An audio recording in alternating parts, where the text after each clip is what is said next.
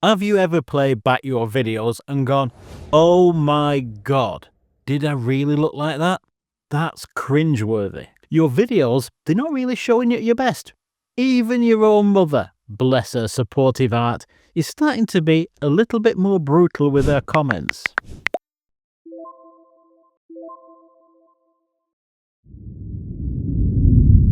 Now, the reason your videos aren't for anybody with the gift of sight is you're making one, or maybe even more, of the 6 deadly mistakes beginners make on video. These 6 mistakes, they're actually pretty easy and cheap to correct. And when you do, your videos are going to look like 10 times better instantly. So in this video, I'm going to show you the 6 mistakes that are making your video look bad and how to fix them quickly. And I'll share the instant way to become ultra confident on video. And I'm also going to share the Hollywood hack that actually makes you look better on camera than you do in real life. Follow these simple steps and your videos will look great. You'll get more customers and you'll make your mum proud. But, and here's why this is really worth doing. Going back to your mother for a minute.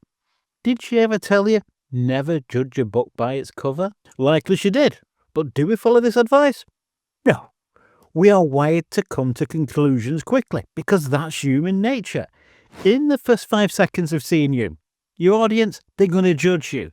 And it's in this moment that they decide whether to listen to you or not. But this is actually a good thing. If we know that we're going to be judged instantly, then we get to decide what that first impression is. And that's why fixing these 6 mistakes is going to make a big difference. The first mistake, and this is a big one, bad framing. And the reason that this is so important is, well, getting this wrong pretty much means that nothing else is going to work. So framing 101, you want to be in the center and you want a little bit of headroom, but not too much. About a hand's width above your head. That's about right. And if your camera's got rule of thirds grid on it, you want your eyes to be on the top line. Because, well, this looks natural. And what you don't want distractions in the background. And I've got some easy tips on making your background look really good shortly. When I'm setting up a talking head video like this, I don't like having too much of my body on the screen. If you saw my body, you'd understand why wide shots are pretty much out of the question.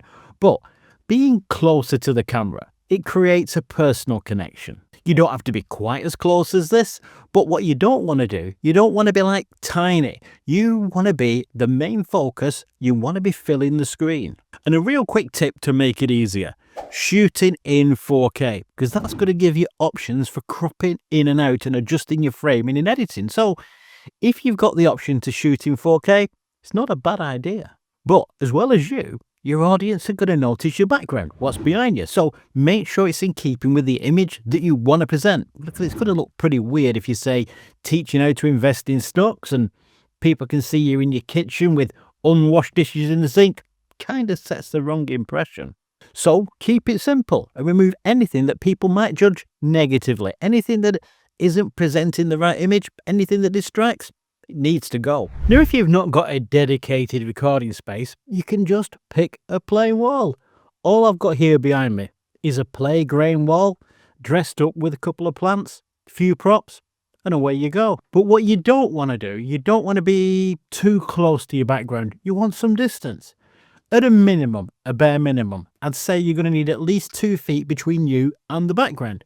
Here, I'm 3 feet away. Being a little further away from the background, it helps you get that out of focus background look. It also helps with the lighting. Now, when it comes to backgrounds, and if you're using a camera and not a phone, then the type of lens that you have makes a difference.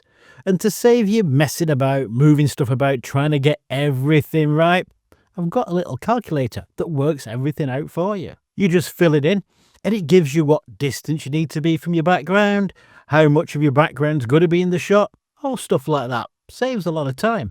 And I'll be including a link on screen towards the end of this video, so you can download that if you like. By following this advice, it gives you a solid foundation on which you can build and look good on video.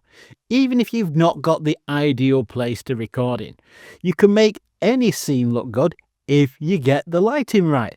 Now this is actually my pop-up studio. Folds away when I'm not using it. Now, following on from framing and fixing this next mistake makes a huge difference to how you look on camera. It's angles. You want your camera directly in front of you, and you want to be looking directly down the lens. Now, if you want to look thinner, just tilting that camera slightly downwards creates the illusion you're thinner. Praise the Lord for this optical trickery. Conversely, having the camera pointing upwards, pretty much the worst thing you can do. Now, another thing that makes you look bad is the lens that you're using.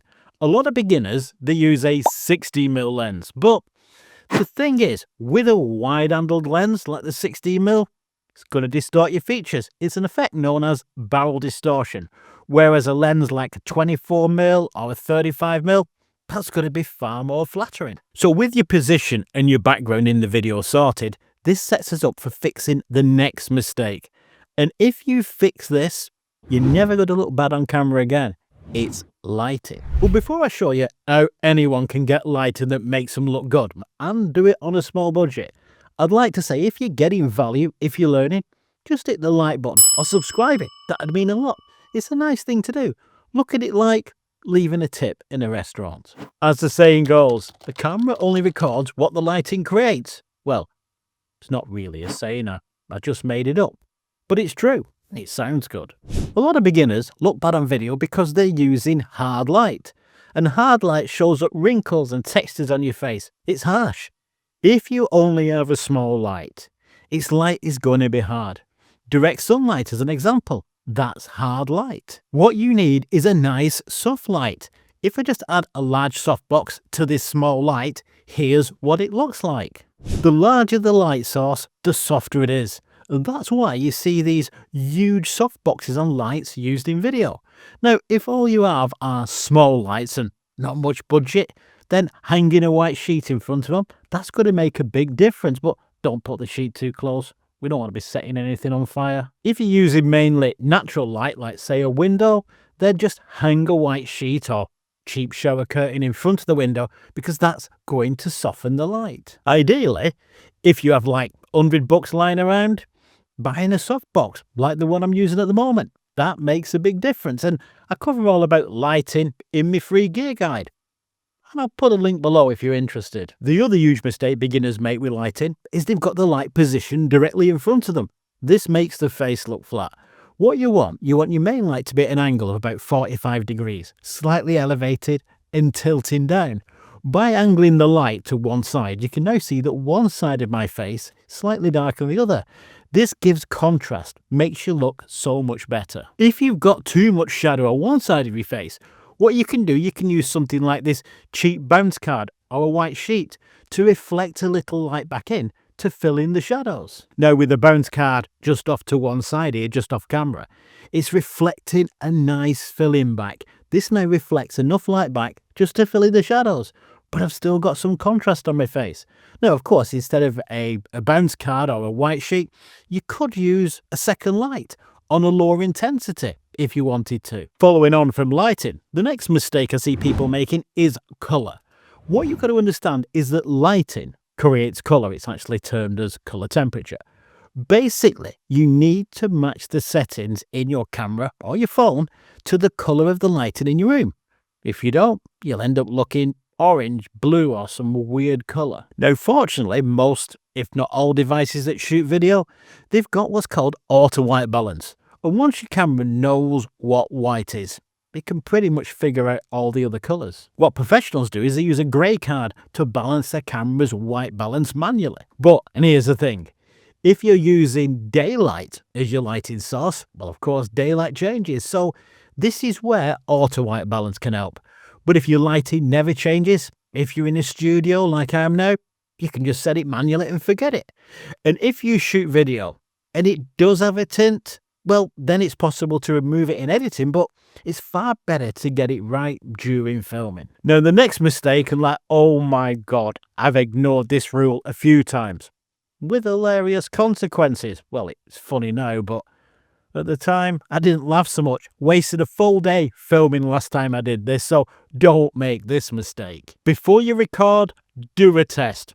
I ignored this rule once, recorded 15 full videos with a huge blob of toothpaste on my chin, and I'm talking like really noticeable. So before you do a record, before you go on camera, do a 10-second test. Check the footage, check the audio. Make sure you've not got a blob of toothpaste on your chin. Now, I mentioned earlier my calculator for working out what lens you need, distance to the background, and all that type of stuff. So what I've done, I've put a link in the comments. Now, you don't need to enter your email address or anything to get it, but if you do download it, it'd be really nice of you just to leave a comment. I'd appreciate that. Now, when beginners get started on video, there's one thing that they don't like, and that's how they look on camera. And the fact is, there's actually a simple reason for this, and it's a reason backed by science. You see, normally, you only see yourself in a mirror, so your image is flipped, and your face isn't perfectly symmetrical. And to you, when you see it back on video, it looks odd, because to you, or to your brain, it's the wrong way around. But there's a big problem here that this creates, because it reinforces the belief that you don't look good on camera. But the thing is, what looks unnatural to you looks perfectly fine to everybody else. So this whole idea of not looking good on video, looking a little bit strange, it's an illusion that's in your head. And here's the real magic about fixing these 6 mistakes that we've been talking about. It isn't only about what the viewer sees. You see, it's about you.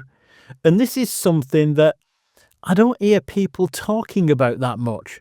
But after teaching this for over 25 years, I know this is the secret sauce. If you fix these mistakes, you'll then look at your own video and you'll think, wow, I look good.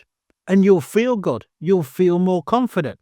And then that translates into your presentation, raising your trust levels with your audience. People start commenting on your videos, and this raises your confidence even more.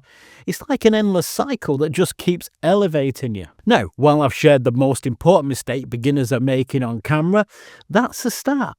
But to really take this to the next level, you're going to need great sounding audio. So if you want to sound amazing, like you're in a professional studio, but you've only got a budget mic, then you're going to want to watch this video next. It'll totally take you to the next level.